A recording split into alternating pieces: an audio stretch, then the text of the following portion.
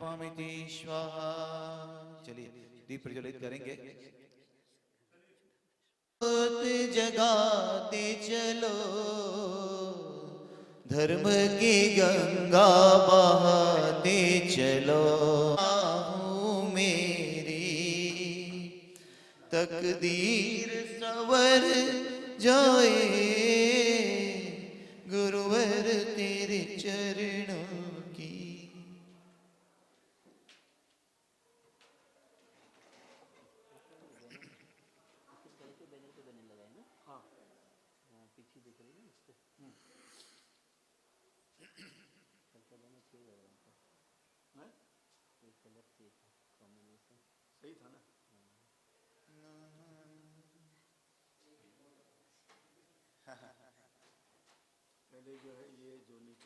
उपकारी आचार्य गुरु हैं चरणों। परम पूज्य गणाचार्य गुरुदेव विराग से जी देवरेभ्यो आचरण विशुद्ध सागर जी देवरेभ चरण में दिव्यार्कम निर्वपामिति स्वाहा। शिवपुर का है लक्ष्य बनाया, संयम रथ पर हुए सवार। वेद ज्ञान का गहना लेकर, चेतन का करने श्रृंगार। अष्टद्रव्य का ताल सो निशल्य है विशल सागर, सिद्धालय में करूं गमन। ओम श्रुत वारिधि जिन श्रुत मणि से विशल सागर जी महाराज के चरणों में बारंबार नमोस्तु नमोस्तु नमोस्तु जल फलादि अर्घम निर्वपामिति स्वाहा। नमोस्तु महाराज से नमोस्तु। ओम नमः सिद्धिभ्यः। ओम नमः सिद्धिभ्यः।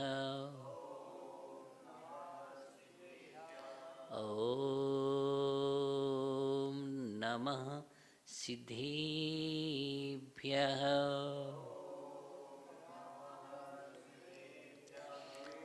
जय मंगल भूदाणं बिबलाणं नाणिदंशणो मयाणं तिलोयशे हिराणं नमो शया सौविसिद्धाणं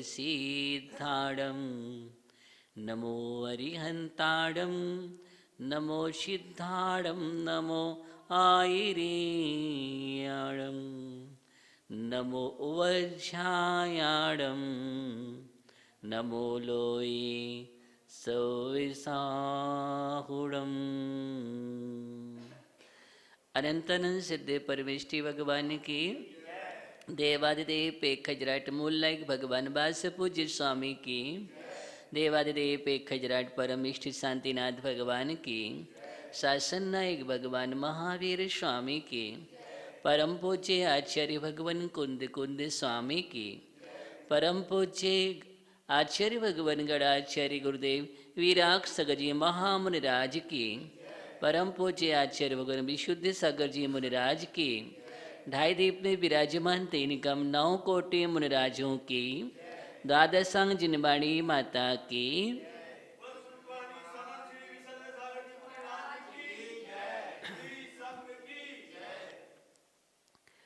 हम सभी सम्यक दर्शन की विवेचना के अंतर्गत 8 अंगों को समझने का प्रयास कर रहे हैं। जीवन में किसी भी प्रकार का तत्व में संदेह नहीं होना। धर्म करते हुए कोई सांसारिक इच्छाएं नहीं होना और धर्म धर्मात्माओं के प्रति किसी भी प्रकार के गिलाने के भाव नहीं होना। मूर्ता जीवन में नहीं होना। एक अकाट अकंप श्रद्धान होना। विवेकपूर्वक क्रिया होना। सच्ची आस्था और निष्ठा के साथ कदम आगे बढ़ाना। किसी भी प्रकार से अन्य जगह एकमात्र जैनत ही अंदर होना। किसी न भय से, न स्नेह से, न आशाओं से, न लोभ से अपने आस्था को नहीं खोना। भयासा स्नेलोवाश्च कुदेवागम लिंगिनाम प्रणामम विनिमं चैव ना कुरु शुद्ध दृष्टिया। वास्तव में देखा जाए यही अमूढ़ दृष्टि है। कोई कितना भी हमें लोभ दिखाए, लालच दे, प्रलोभन दे, भय दिखाए, नहीं। सम्यक दृष्टि एकमात्र सच्ची वितरागता का ही उपासक होता है, सच्चे देव शास्त्रों की उपासना करता है, तत्वों के स्वरूप को समझता है, जो तत्व है उस पर पूर्ण श्रद्धा करता है, उसका नाम अमूढ़ दृष्टि है, किसी के बहकावे भी नहीं आता है।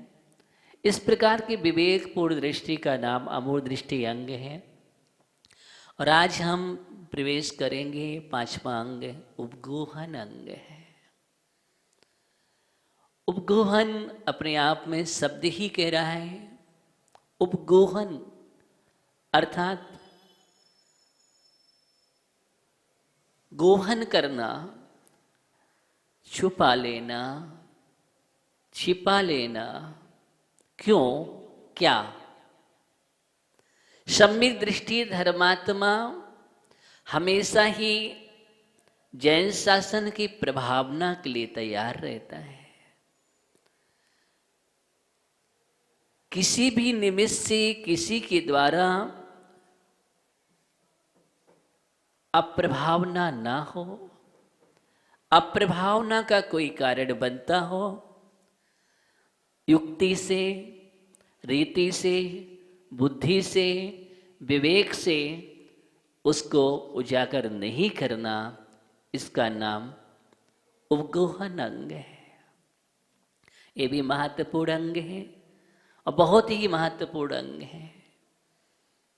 अन्यथा मालूम नहीं कितने लोगों की क्षति हो जाए,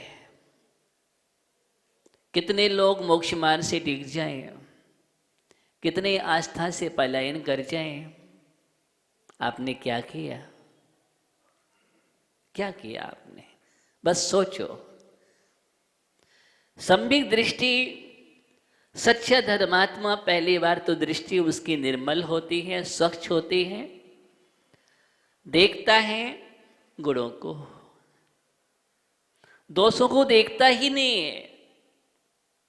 दोष दृष्टि नहीं होते हैं, उसको छिद्र नहीं दिखता है, क्योंकि यहां पर छिद्रान्वेषी दृष्टि सम्यक दृष्टि नहीं है। गुण दिखाई देते हैं, हर पदार्थ में, हर वस्तु में गुणों को देख लेता है।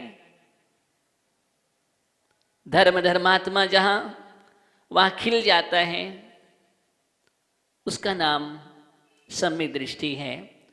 इसलिए वहां पर हंस दृष्टि होती है।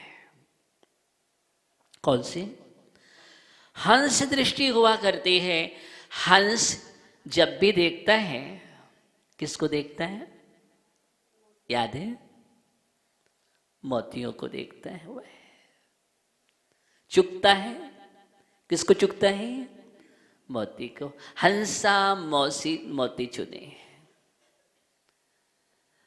हंस मोतियों को चुनता है, क्योंकि दृष्टि भी मोतियों पर है। बस मोतियों को चुनने वाला जीव ही उपगोहन वाला हो सकता है, वही सम्यक दृष्टि है। गिद्ध दृष्टि नहीं होती।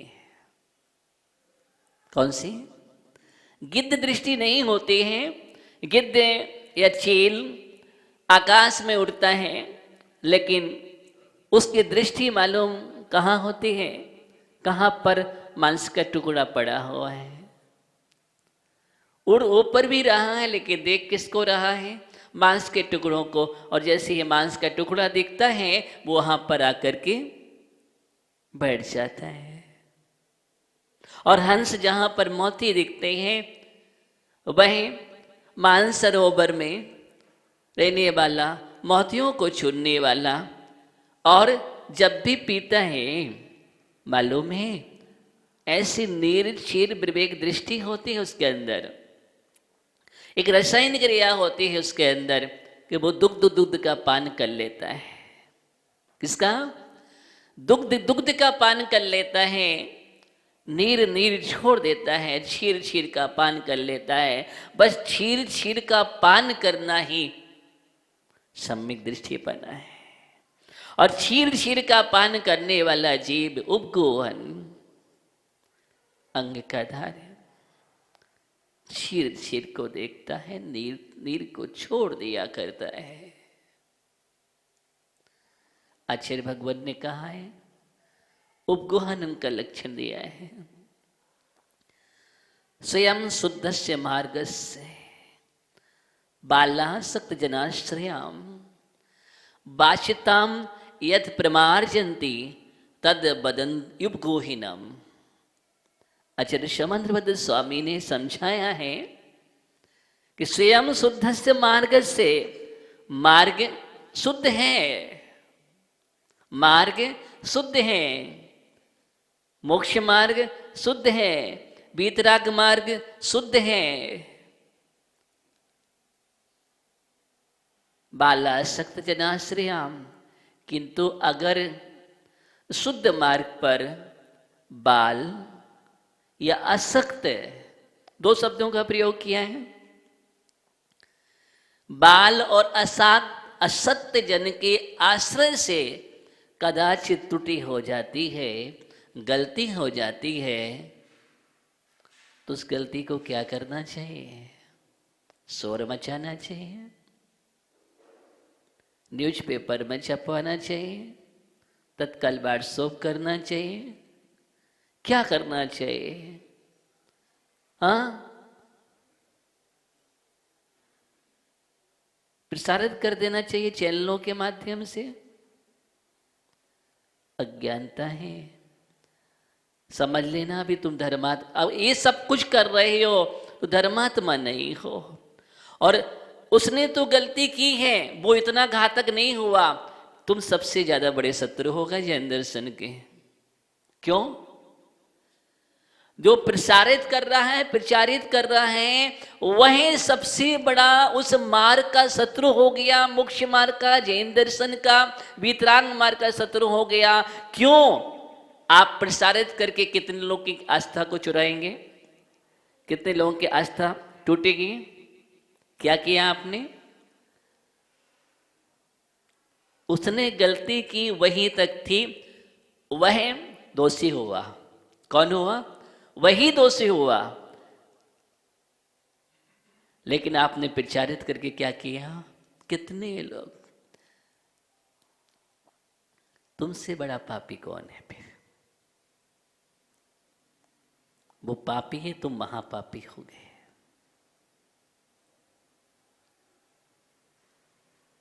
इसलिए आचार्य भगवान ने बहुत, ऐसा नहीं, 8 अंगों की चर्चा ये बहुत महत्वपूर्ण है जीवन में। आज हमें पछती नहीं है, इधर देखा उधर भोंका नहीं, पचाने की आदत होना चाहिए। पचाने की आदत, मैं बचाने की आदत नहीं कर रहा हूं, पचाने की आदत कह रहा हूं। अगर तुमने पचाने की आदत हो गई तो अगला अंग प्रस्तुत होगा, और पचाने की आदत नहीं है तो अगला अंग तुम्हारे जीवन में नहीं आएगा। बाल है, बढ़ रहा है, कोई धर्मात्मक क्रिया कर रहा है, नया नया आया है, मंदिर में पहली बार आया है, क्रिया कर रहा है, हो सकता व्यवस्थित नहीं कर रहा हो, आपने देखा, तो क्या करना चाहिए? अरे उसको तो कुछ आता जाता नहीं है, 10 लोगों के सामने चर्चा कर दी।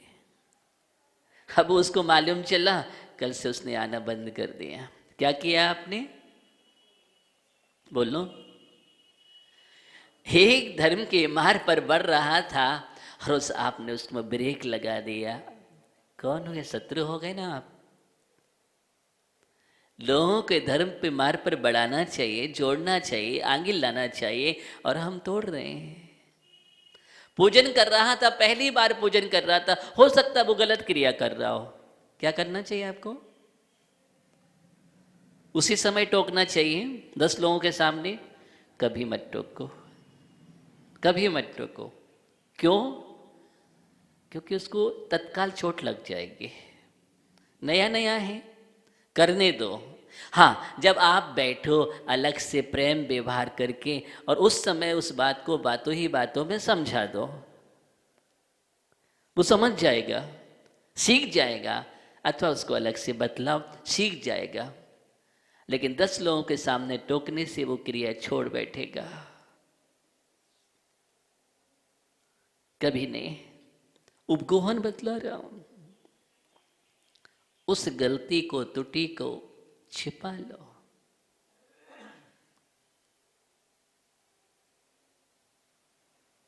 छिपाने का ये मतलब नहीं कि हम बढ़ावा दे रहे हैं, ये अर्थ नहीं हुआ। बढ़ावा नहीं है, लेकिन धर्म की हानि को हम रोक रहे हैं, अप्रभावना को रोक रहे हैं। किसको?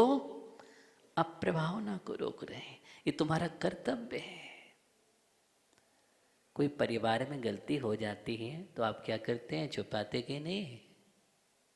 बोलो, आपके बेटे से गलती हो जाए, क्या करते?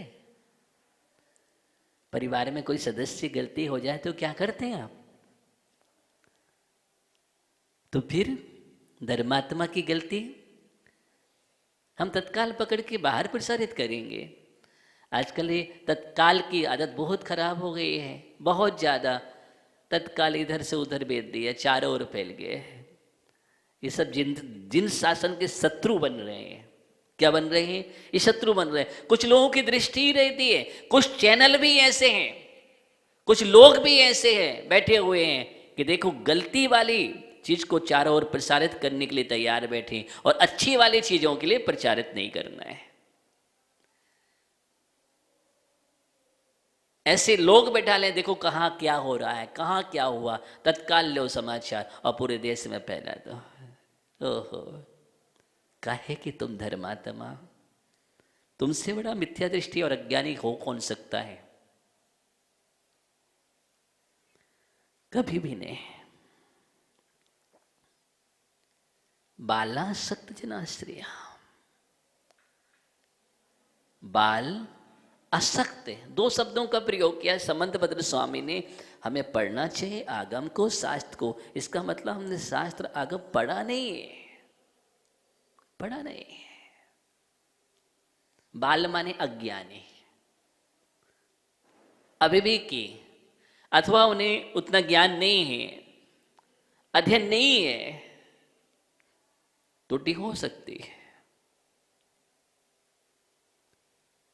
भावना गलत नहीं है, भावना गलत नहीं है, विशुद्धि में कमी नहीं है, लेकिन जानकारी नहीं होने पर, या कोई असक्त है, असक्त का मतलब असमर्थ है, अथवा कोई रोगी हो गया, बीमार हो गया। अब रोगी बीमार है, वो बैठ करके सामयिक नहीं कर पा रहे।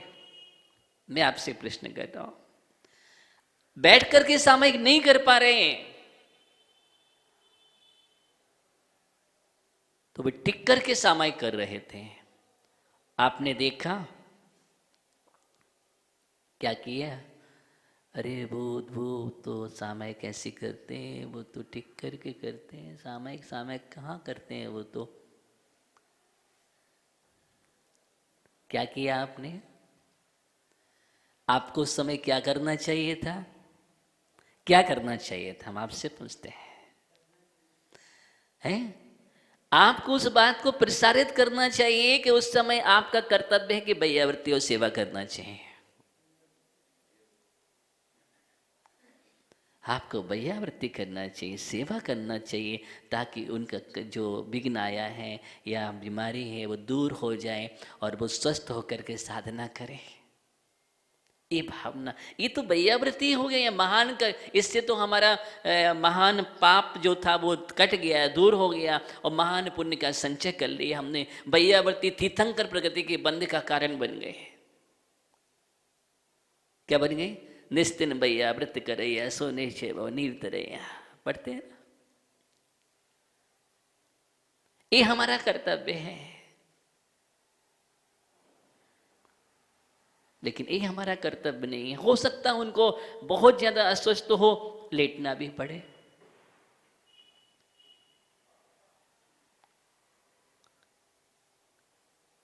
लेटना भी पड़े, क्या करोगे? इसलिए पहले हम स्थिति को समझें, परिस्थिति को समझें। क्या समझें? स्थिति परिस्थिति को सब समझ करके, उनकी भावना सब कुछ समझ करके समझें और ऐसा अवसर प्रस्तुत कर दें ताकि वो अपनी अच्छी साधना करें, सुस्त हो जाए। ये मैं एक दृष्टांत दे रहा हूं मात्र। बाल असक्त जन आश्रयाम, क्या करना चाहिए? यत् प्रमार्जन्ति, उनके दोषों का प्रमार्जन। तद बदंती उपगोहिनम, उसका नाम क्या है? उपगोहन अंग। उपगोहन अंग है। पहली बात तो दोष दृष्टि को हटाओ, दोष दृष्टि को हटाओ, दोष समन की भावना रखो।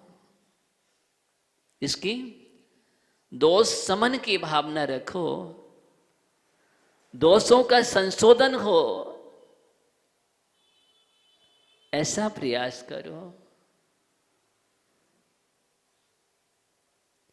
ये भावनाएं हमारे जीवन में आ जाए।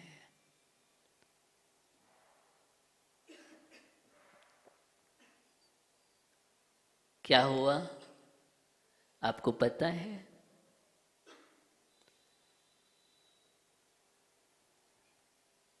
वह चोर था, वह चोर जिसने क्षुल्लक का वेश धारण कर लिया। किसके लिए? जिन भक्त सेठ के यहाँ जो चैत्यालय था, उस चैत्यालय में बेस कीमती मरकत मणि, बैडोर मणि से खचित उसे बेस कीमती उसको चोरी करने के लिए ऐसा छत्र। बात चली किसको कौन चुरा सकता है? वहां तो इतना पहरा रखता है, कोई जा भी नहीं सकता है।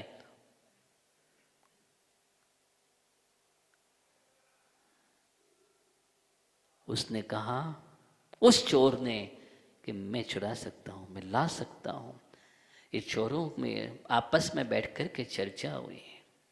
उसने क्या किया? वेश धारण कर लिया, वेश धारण कर लिया और क्षुल्लक का वेश धारण करके पहुंच गया। और जब क्षुल्लक का वेश धारण था तो वह सेठ धर्मात्मा था, लेने पहुंच गए, लेकर के आए बड़े ही उत्साह के साथ और उनको चैत्यालय में स्थान दिया रुकने के लिए। क्यों? क्योंकि सच्चा धर्मात्मा मुद्रा है, दिख रही है, और उनके लिए सेवा भी की, सब कुछ किया, आहार भी कराया। एक दिन सेठ के लिए किसी कार से बाहर जाने के लिए आवश्यकता पड़ी। क्षुल्लक जी से कहा कि मैं बाहर जा रहा हूं। उन्होंने कहा, नहीं सेठ जी, अब मुझे भी जाना है, बहुत दिन हो गए। नहीं नहीं, आप रुकिए, आराम से रुकिए, मैं आ रहा हूं। वो चल देते हैं। इधर क्षुल्लक वेशधारी, उनके लिए अवसर मिल जाता है। जो चाहते थे वही तो चाहते थे। उधर वह रत्न, वह छत्र को उसने युक्ति के माध्यम से जब देखा कि अब सेठ नहीं है, कोई भी नहीं है, उसको चोरी कर लिया, उसको चुरा लिया। और चुरा करके, छिपा करके वह भागने लगा। और जैसे ही भाग रहा था तो उसका जो प्रकाश था, उसकी दीप्ति थी, वो नहीं छिप पाई। पहरेदारों ने देख लिया और पहरेदार पीछे लग गए और आवाज लगाना प्रारंभ कर दी, देखो देखो, वह चैतन्य से बेडोड़ मणि रत्न को चोरी करके ले जा रहा है। चोर चोर चोरी चोरी, चारों ओर से पब्लिक आ गई, पीछे लग गई। अब वो भाग रहा है, पब्लिक भी भाग रही है। नियोग की बात है कि समुद्र तट के पास सेठ जी के लिए जाना था, किसी कारण से लेट हो गए तो वहां पर तंबू लगा करके वहीं पर रुक गए। और नियोग की बात है, वह क्षुल्लक बेजधारी चोर जाकर के सीधा तंबू में घुस गया रक्षा के लिए और सेठ जी के चरणों में पड़ गया, मेरी रक्षा करो। क्या हुआ? अब सेठ जी सारी बात को समझ गए। क्या हो गए? सारी बात को समझ गए और पहरेदार पब्लिक कह रही, चोर चोर, इसने चोरी की है, चोर है, इसको दंड देंगे। जिनेंद्र भक्त सेठ ने जैसे आवाज सुनी और सबको देख करके, ये क्या है? आप लोग क्या बोल रहे हैं? क्या कह रहे हैं आप लोग? आप किसके प्रति क्या कर रहे हैं? क्या अंजाम लगा रहे हैं? क्या दोषारोपण कर रहे हैं? और उस समय सेठ जी ने सबको डांट दिया। मालूम है ये रत्न हमने मंगवाया है, ये रत्न हमने मंगवाया। ओहो, सभी लोग अपराध क्षमा करो।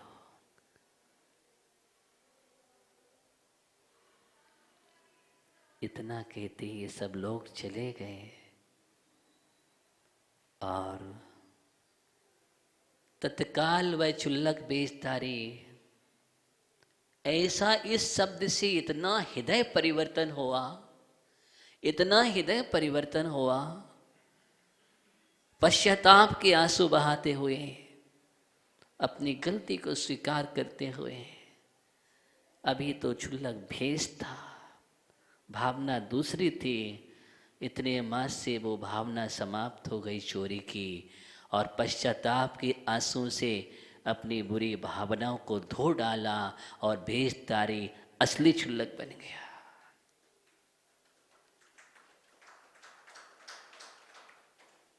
अब बतलाइए, उस समय अगर जिनेंद्र भक्त सेठ ये बोल देते कि नहीं नहीं ये चोर है, तो क्या होता? क्या होता? लोगों की आस्थाएं टूट जाती और फिर क्षुल्लक पर कोई आस्था नहीं करता कि नहीं ये तो ऐसे ही होते हैं। जिनेंद्र भक्त सेठ का उपगोहन, वह उपगोहन स्थिर करने में कारण बन गया। यहां उपगोहन भी किया, वहां स्थितीकरण हो गया। क्या हो गया? वहां स्थितीकरण हो गया और जो नहीं थे वह हो गए, अपने मार्ग पर लग गए और असली। अब बतलाइए, एक चोर को क्षुल्लक बनाने में निमित्त बन गए। उपगोहन, उपगोहन अंग बहुत बड़ा अंग है। इसके लिए आचार्यों ने नितंब की उपमा दी है। जिसका नितंब भाग ढक कर के रखा जाता है, उसी प्रकार धर्म धर्मात्मा, धर्मात्माओं से या मोक्ष मार्ग पर चलने वाले या धर्म पार मार्ग पर बढ़ने वाले लोगों से कहीं कोई त्रुटि हो जाए, चाहे श्रावक हो और चाहे साधक हो,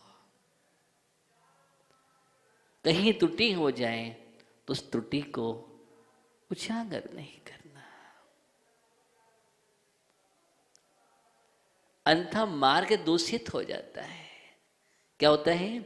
मार्ग दूषित हो जाता है। हम मार्ग पर चल तो नहीं पा रहे हैं, कम से कम जो चल रहे हैं उनके लिए अच्छी भावना से चलने में कारण बने। और देखिए, त्रुटि हो सकती है, बीतरागी नहीं है। क्या नहीं है? बीतरागी नहीं है।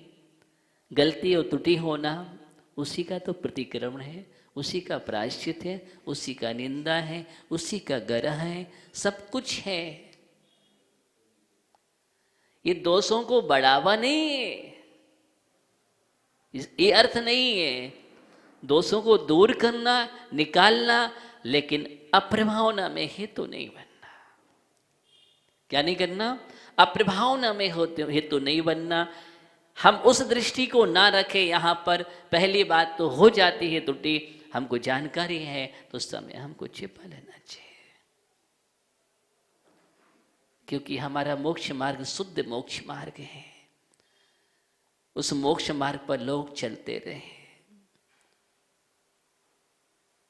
हमें ये बात ध्यान रखना चाहिए, नेशनल हाईवे है, राजमार्ग है, कई गाड़ी पलट भी जाती हैं। गाड़ियां जब चलती हैं तो कई दुर्घटनाग्रस्त भी होती हैं, पलट भी जाती हैं, लेकिन हम पलटियों गाड़ियों पर ध्यान। मार्ग बंद होता है क्या? क्या अपनी गाड़ी वहां से नहीं चलाते हैं? क्या आप चलाते हैं, निकालते हैं? बस यही मोक्ष मार्ग है। कोई अज्ञान या असमर्थता उनको ना देखते हुए उनका उपगोहन करना और स्थितिकरण करना हमारा कर्तव्य है, लेकिन अपनी आस्था को कमजोर नहीं करना और आस्था को मजबूती के साथ अपनी गाड़ी को आगे ले जाना मंजिल तक, ये हमारा कर्तव्य है।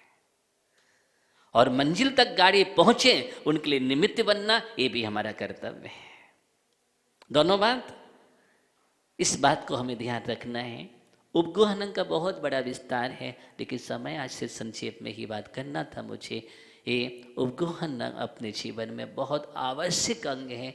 समय मिला तो और चर्चा इसको आगे बढ़ाऊंगा। सिर्फ आज इतना ही कहूँगा कि हम दोष दृष्टि ना रखें, गुण दृष्टि रखें। दोष दृष्टि अच्छी है भी नहीं है, और जब भी हम आवश्यकता है हमें अपने बुराइयों को देखने की, हम अन्य जगह दृष्टि फैलाएं, गुणों को देखें।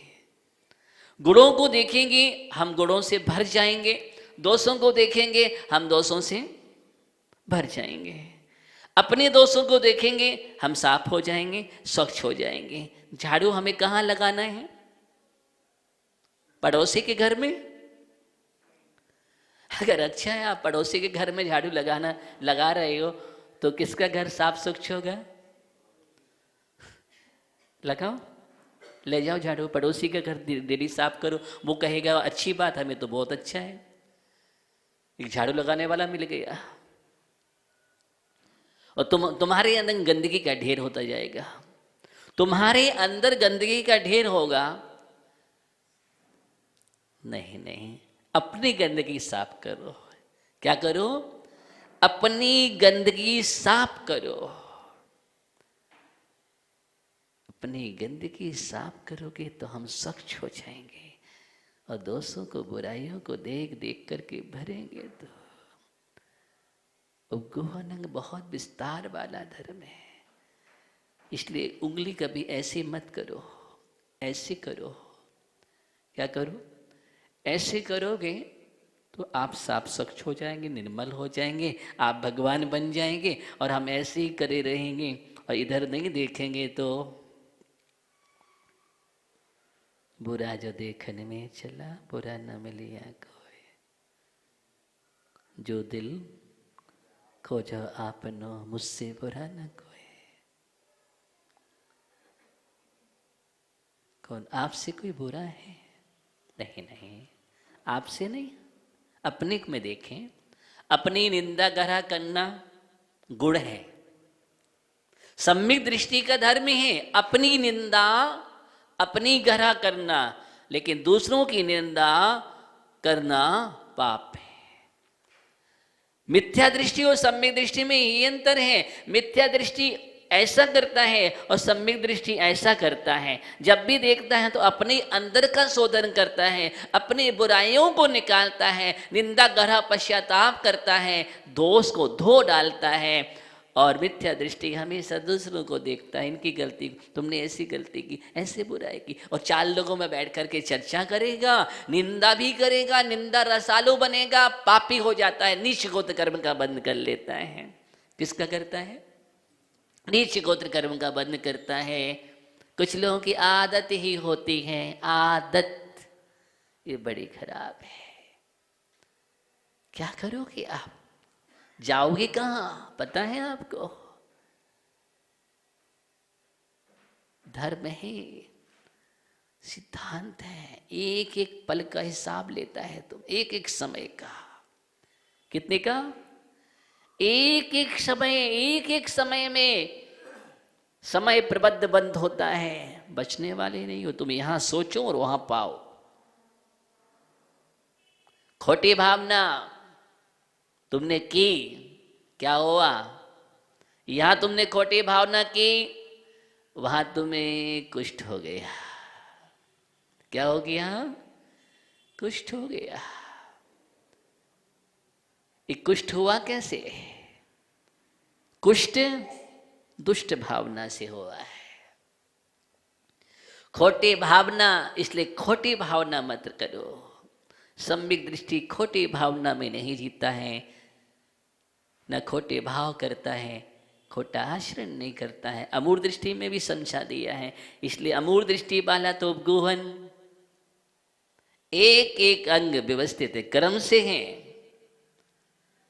ये अंग आया तो ये अंग तुम्हारे पास, ये अंग, सबकी उपयोगिता है।